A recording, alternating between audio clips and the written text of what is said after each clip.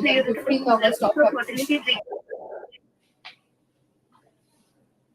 afternoon, all. I'm Dr. Vantika.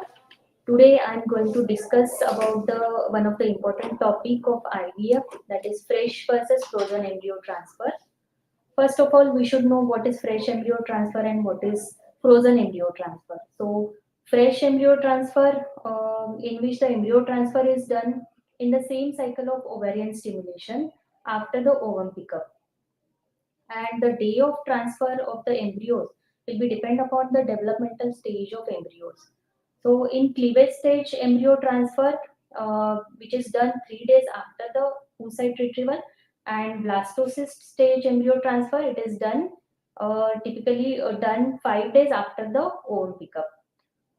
In frozen embryo transfer, ovum pickup is done in one cycle of ovarian stimulation. All the embryos formed will be freeze, so we can call it as freeze-all cycle.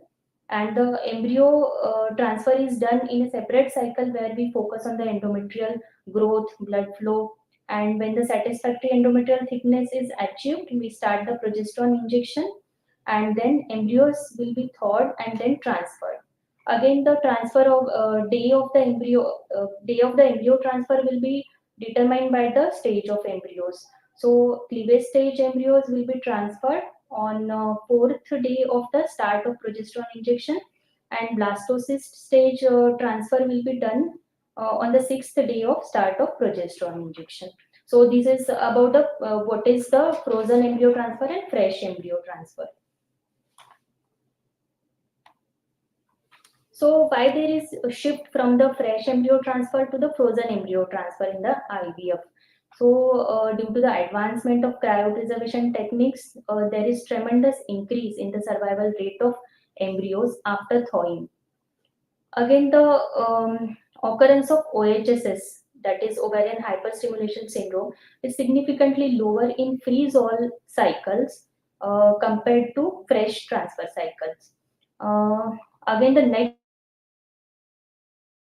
endometrial receptivity. IVF cycle, multifollicular development with exogenous hormones exposes the endometrium to the supraphysiological hormones, supraphysiological level concentration of the hormones like estrogen and progesterone, which causes dramatic impact on the timing of endometrial development, morphology, and receptivity.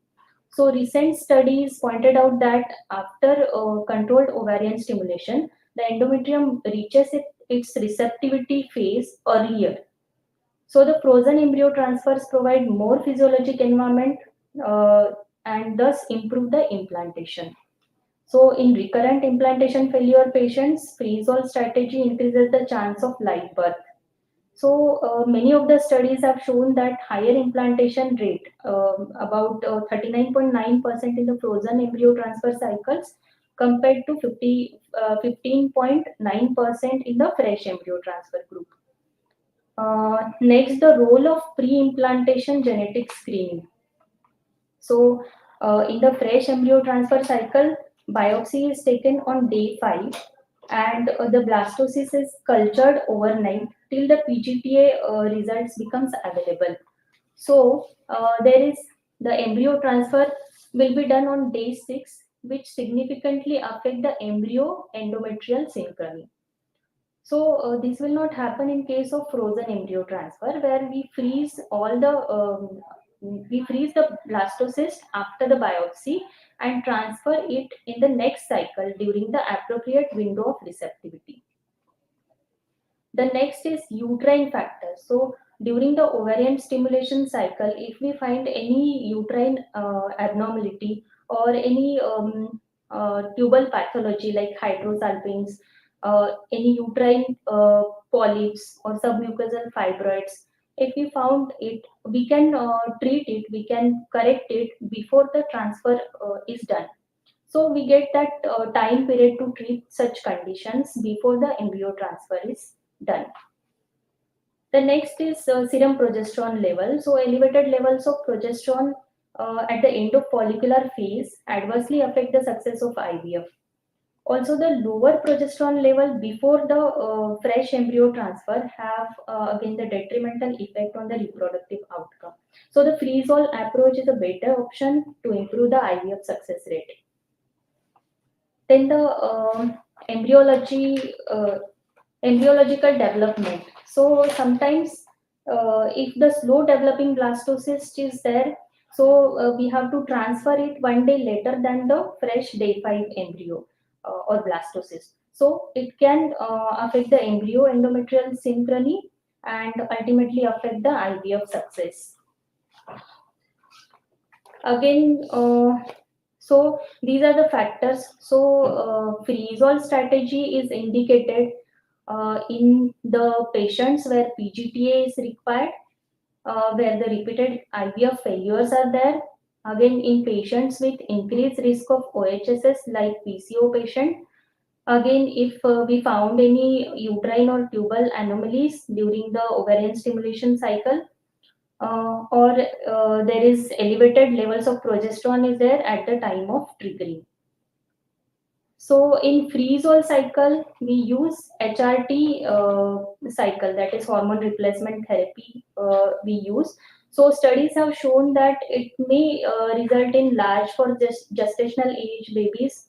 Again, it also increases the gestational hypertension. So to reduce these risks in freeze-all cycle, we can use natural cycle frozen embryo transfer. So these can reduce the risk of these gestational hypertension and large for gestational age babies. So although in some patients who don't want to wait till the next cycle, who want to decrease the time to pregnancy, so in those cases we can opt for fresh embryo transfer also. So this is all about fresh and frozen embryo transfer cycle. If you have any queries.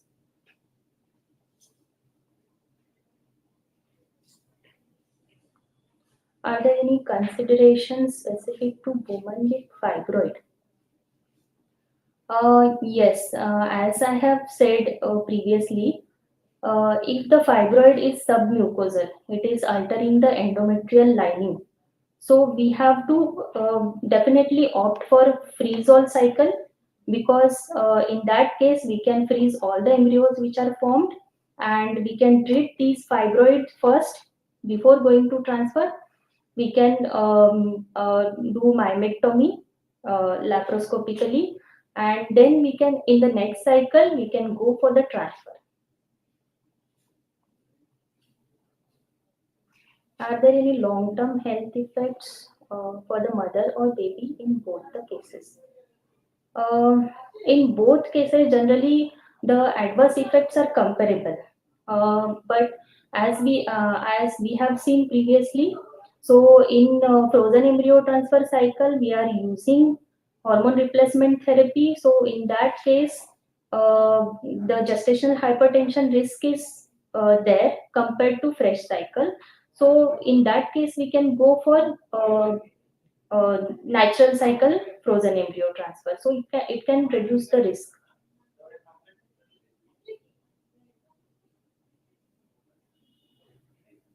So if any query, there is a helpline number you can contact on this.